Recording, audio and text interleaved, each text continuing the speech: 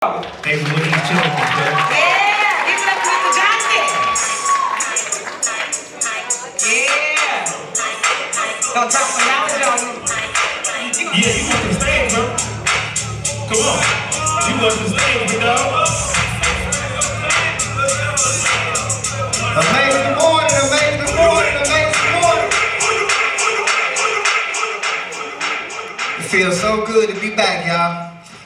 Before we get started, I just want to take time to be able to just celebrate and acknowledge everybody who had a part to play with putting this event together today. You guys, we're talking about some phenomenal people, right? And I just feel the energy in the room right now that I'm in here with some phenomenal folks. So guys, let's just take a moment and clap it up for that.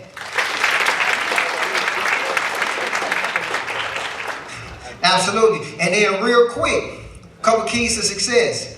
You got to be approachable and you got to be coachable. So I'm going to find out who's coachable in the building today. So I'm going to ask you guys something. And I want y'all to respond in a certain way. I'm going to ask you guys, how are you doing? And I need for you to respond, super great, getting better every day. You got me? Y'all with me? Don't just be with me when I'm strolling now. Okay? So, but when y'all say that, when y'all respond, I want you to think of yourself at your favorite concert, watching your favorite artist go crazy on that stage. Or you at your favorite athletic event. I think I heard one of the schools in here just won a championship. Is that correct? Y'all not making enough noise for me. Like, where the energy is? You just won a championship. Okay. So how are you guys doing?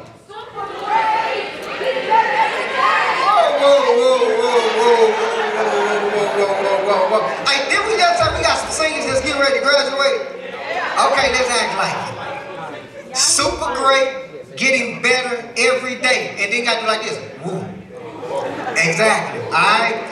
How are you guys doing? Super great, getting better every day. Come on now, much better. That's the energy that I was looking for. So the reason why I had you guys say that, guys, you got to think about the words we was just saying.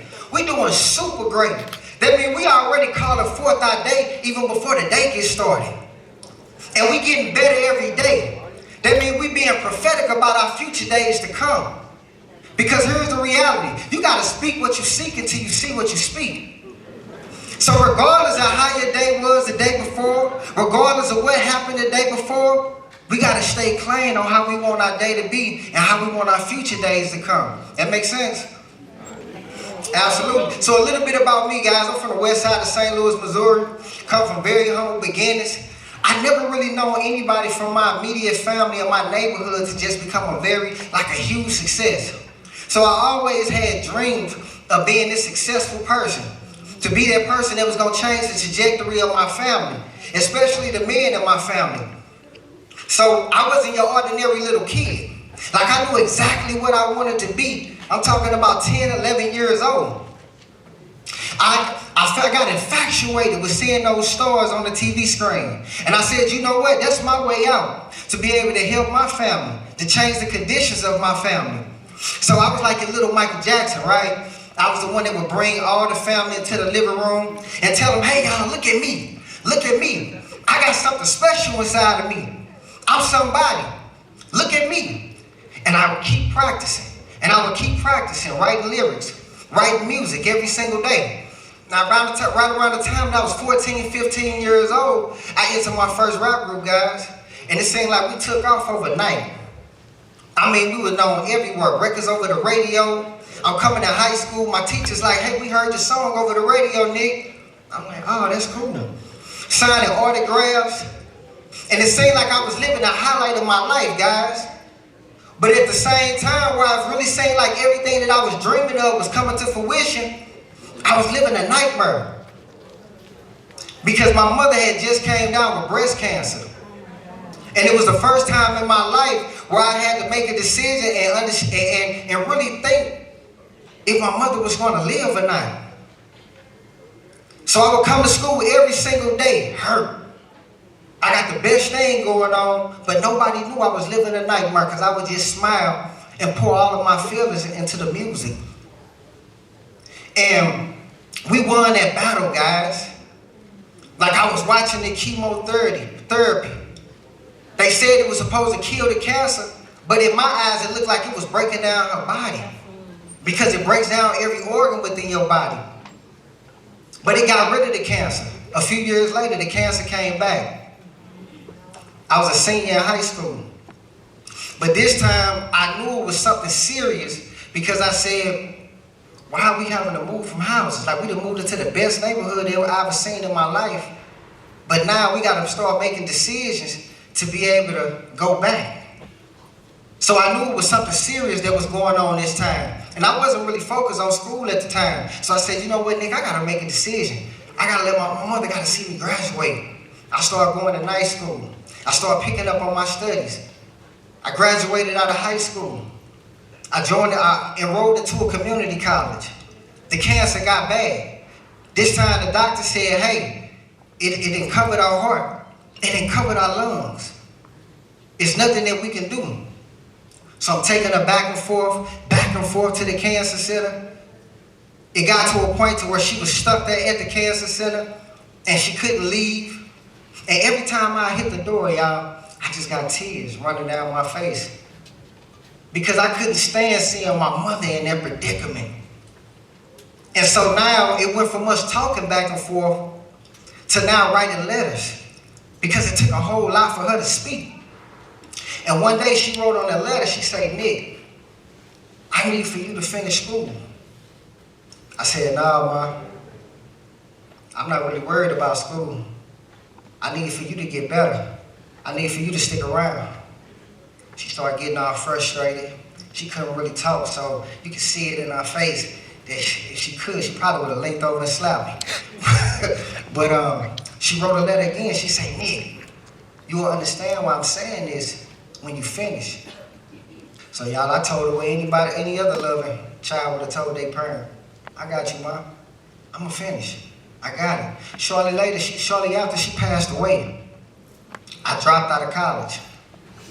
We talk upset with the world, upset with God, just upset. And I'm asking God, I'm like, why? Have y'all ever just been in a predicament where you say, why is this happening to me?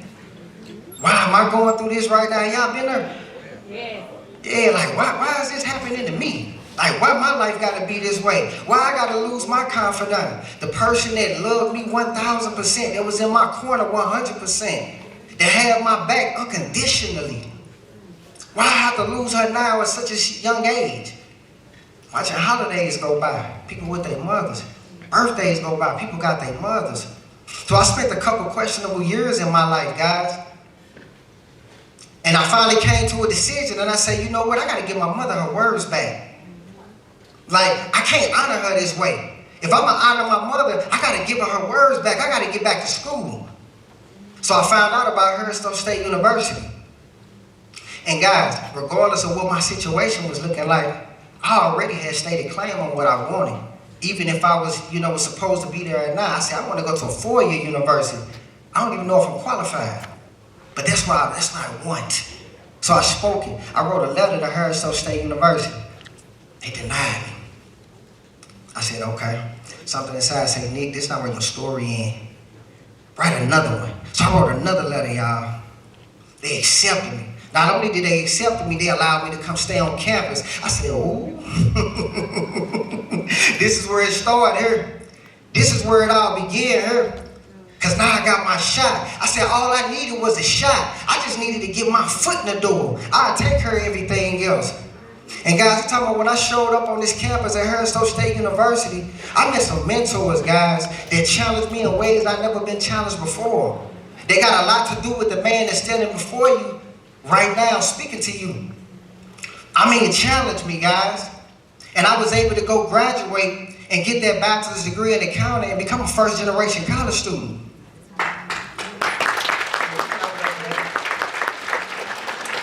And give my mother her words back. So y'all can just imagine how I'm feeling, right?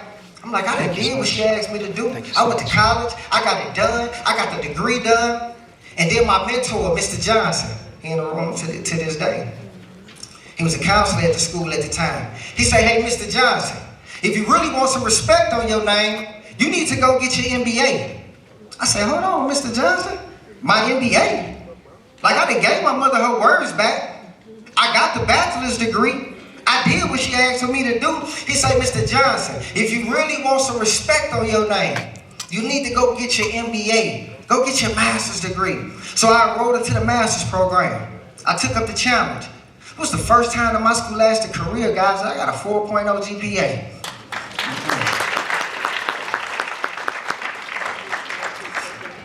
I posted that thing on the refrigerator like I was 10 years old. I was so excited about that. So when I finished with the master's degree, he said, Mr. Johnson, you not done yet. I said, what you mean, Mr. Johnson, I'm not done yet? I got the master's degree. I got a 4.0 GPA. I got the bachelor's degree. I done gave my mother her words back. Like, I'm the man. He said, you need to write the story. So I need to write the story. He said, it's time to write the book, Mr. Johnson. I said, I'm not an author. He said, but you need to write the book, though. I was already placing limitations over my life, guys. But what I come to understand is sometimes you got to believe in the belief systems that somebody have in you until you find a belief in yourself. We won't always have that belief in ourselves. But if somebody else have it in us, let's lean on their belief system until we able to build it within ourselves. So that's what I did. I went and wrote the book, guys. And that's where the book 35 Golden Nuggets of College Success to Success came from. So I'm here to give you guys three golden nuggets from the book 35 Golden Nuggets to College Success. The first one is power in setting goals, guys. You got to make sure that you out here setting goals. The reason why is you can't hit a target that you can't see. No matter how strong you are, no matter how good you think you are, how fast and agile you think you are, you can't hit a target that you don't have.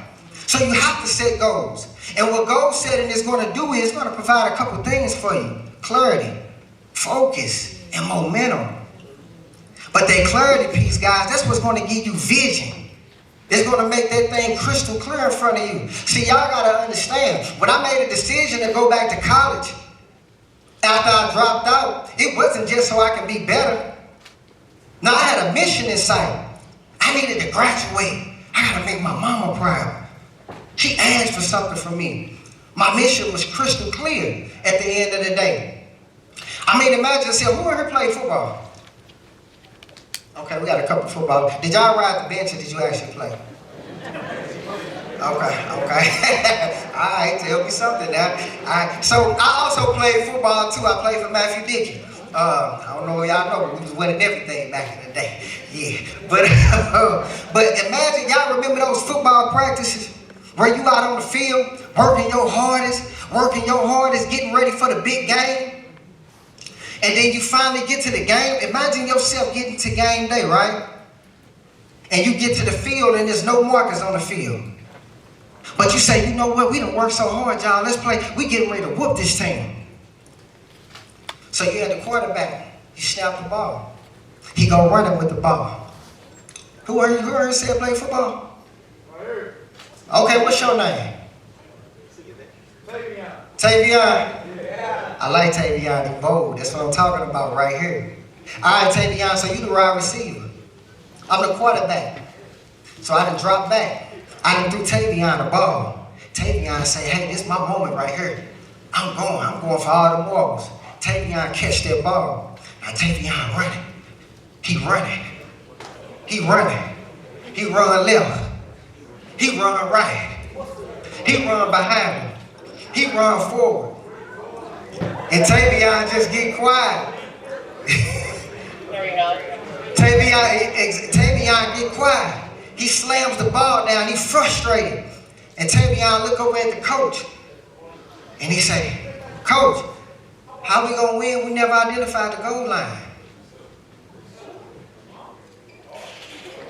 Goals, guys. If you go win, you got to identify the goal line. You got to have those goals in place.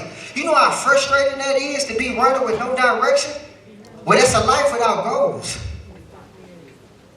Next thing that I'm going to talk to you about is you need to make sure that y'all joining these organizations, guys. It's very important that y'all join these campus organizations. I'm so serious. Because your network reflects your net worth at the end of the day. I'm telling you from somebody who done been there. Quick story. I joined the Accounting Student Association, right? Well, like I told you, my background was in accounting. Through that, I not only joined the organization, I took up office in the organization. One of my professors was the advisor over the organization. So what you think they did for our relationship? Because he was my professor for a few of those courses that I had until I graduated. It took our relationship to another level. Through the Accounting Student Organization, I got wind of an organization called NABA, the National Association of Black Accountants. I got involved with NABA. And what I understood was these people that was advisors over the NABA organizations was once where I was, but now they're professionals. But they're not too far removed. And I found out about a conference that they had, where all of the different top companies are there at this conference, right? And I showed up, and the first time I didn't get opportunity. So I graduated without opportunity. So now I'm in my graduate program. I still stayed in connection with my undergraduate organization, mentoring the students there. I still stayed plugged in with NABA guys.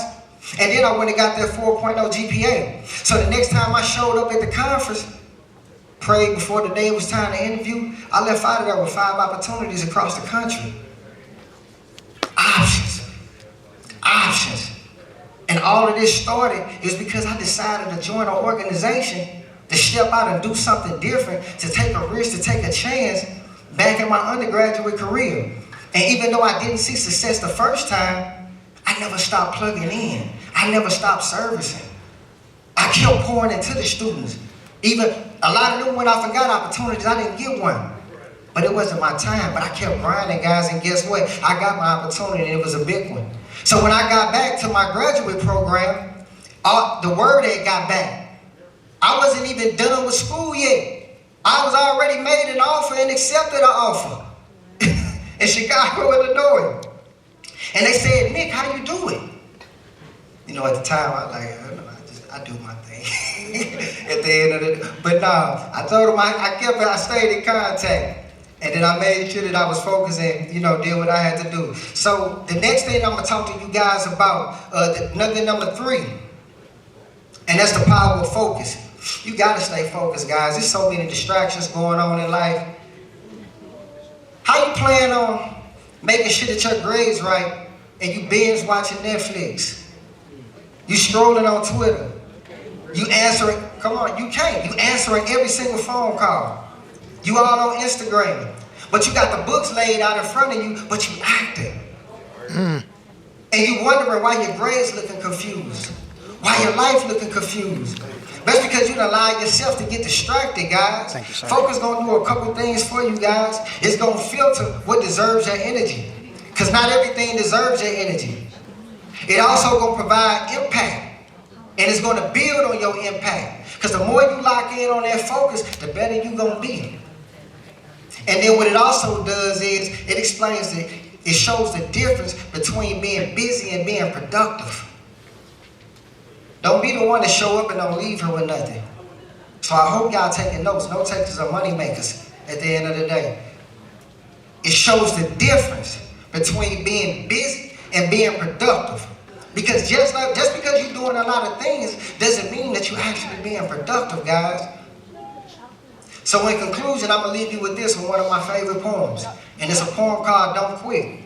When things go wrong, as they sometimes will. When the road you are trudging seem all uphill. When the funds are low and the debts are high. When you want to smile, but you have to sigh. When care is pressing you down quite a bit. Rest if you must, but don't quit. For life is queer with its twists and turns. As every one of us sometimes learn. And many a failure runs about. When he might have won if he stuck it out. Don't give up though the pace seems slow. You may succeed with another blow. Often the goal is nearer then. It seems to a faint and faltering men. Often the struggler has given up when he might have counted the victor's cup. And he learned too late as the night came down how close he was to the golden crown. Success is just failure turned inside out. The silver tints of the clouds of doubt. And you never can tell how close you are. It may be near when it seems so far. So stick to the fight when your heart is hit. It's when things get worse that you must not quit. Thank you, guys. Appreciate it. Yeah, y'all give it up for Mr. Nicholas Johnson. All right. So, you know I told you we had prizes.